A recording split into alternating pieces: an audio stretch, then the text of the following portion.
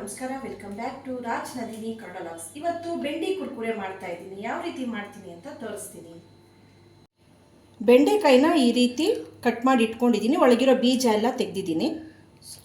ಬೀಜ ಇದ್ದರೆ ಅದೊಂಥರ ನೋಂಪ್ಲಿ ಥರ ಆಗುತ್ತೆ. ಹಾಗಾಗಿ ನಾನು ಬೆಂಡೆಕಾಯಿಲಿರೋ ಬೀಜನೆಲ್ಲ ತೆಗೆದು ಈ ರೀತಿ ಕಟ್ ಮಾಡಿ ಇಟ್ಕೊಂಡಿದ್ದೀನಿ. ಒಂದು ಬೌಲ್ಗೆ ಕಟ್ ಮಾಡಿ ಇಟ್ಕೊಂಡಿರೋ ಬೆಂಡೆಕಾಯಿನೆಲ್ಲ ಹಾಕೋತಾ ಇದ್ದೀನಿ.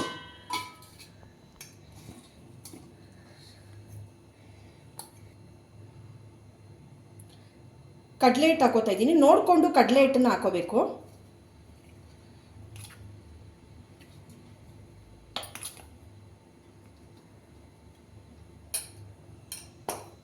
ಕಾರ್ನ್ಫ್ಲೋರ್ ಹಾಕ್ತಾ ಇದ್ದೀನಿ ಕ್ರಿಸ್ಪಿನೆಸ್ ಬರಲಿ ಅಂತ.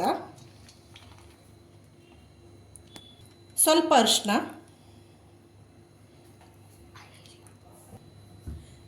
ಚಿಲ್ಲಿ ಪೌಡರ್ ಹಾಕ್ತಾ ಇದ್ದೀನಿ. ನಮಗೆ ಖಾರ ಎಷ್ಟು ಬೇಕಷ್ಟು ನೋಡಿಕೊಂಡು ಚಿಲ್ಲಿ ಪೌಡ್ರನ್ನ ಸೇರಿಸ್ಕೊಳ್ಳೋದು.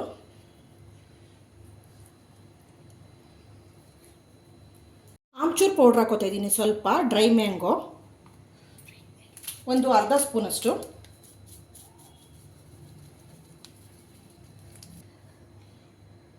ರುಚಿಗೆ ತಕ್ಕಷ್ಟು ಉಪ್ಪು ಮಿಕ್ಸ್ ಮಾಡ್ತಾ ಇದ್ದೀನಿ.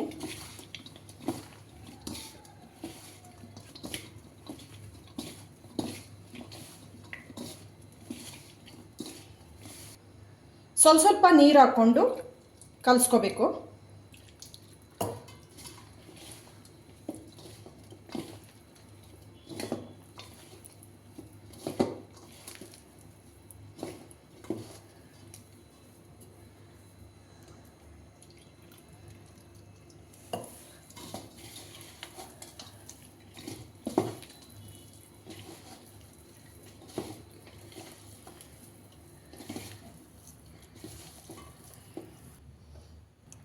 ಕಡಲೆ ಹಿಟ್ಟನ್ನು ಬೇಕಾದರೆ ಸೇರಿಸ್ಕೋಬೋದು. ನೀರು ಹಾಕಿದ್ಮೇಲೆ ಗೊತ್ತಾಗುತ್ತೆ ಕಡಲೆ ಹಿಟ್ಟು ಬೇಕಾ ಬೇಡವಾ ಅಂತ. ನನಗೆ ಸ್ವಲ್ಪ ಕಡಲೆ ಹಿಟ್ಟು ಬೇಕಾಗಿದೆ, ಹಾಗಾಗಿ ಒಂದು ಸ್ಪೂನಷ್ಟು ಕಡಲೆ ಹಿಟ್ಟನ್ನು ಸೇರಿಸ್ಕೋತಾ ಇದ್ದೀನಿ.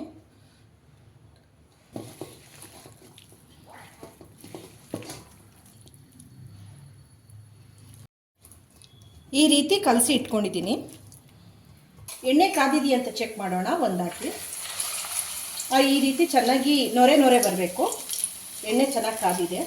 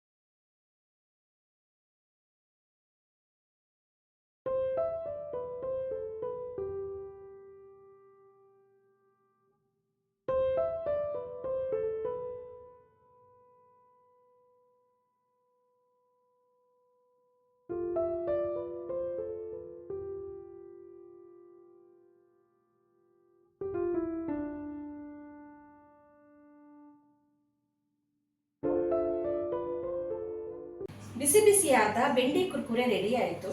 ಇದು ಊಟದ ಜೊತೆಗೆ ನೆಂಚ್ಕೊಳ್ಳೋದಕ್ಕೂ ಚೆನ್ನಾಗಿರುತ್ತೆ. ಕಾಫಿ ಟೀ ಜೊತೆಲಿ ಸ್ನ್ಯಾಕ್ಸ್ ಥರ ಕೂಡ ಚೆನ್ನಾಗಿರುತ್ತೆ. ಯಾರೆಲ್ಲ ಟ್ರೈ ಮಾಡಿಲ್ಲ ಒಂದ್ಸತಿ ಟ್ರೈ ಮಾಡಿ.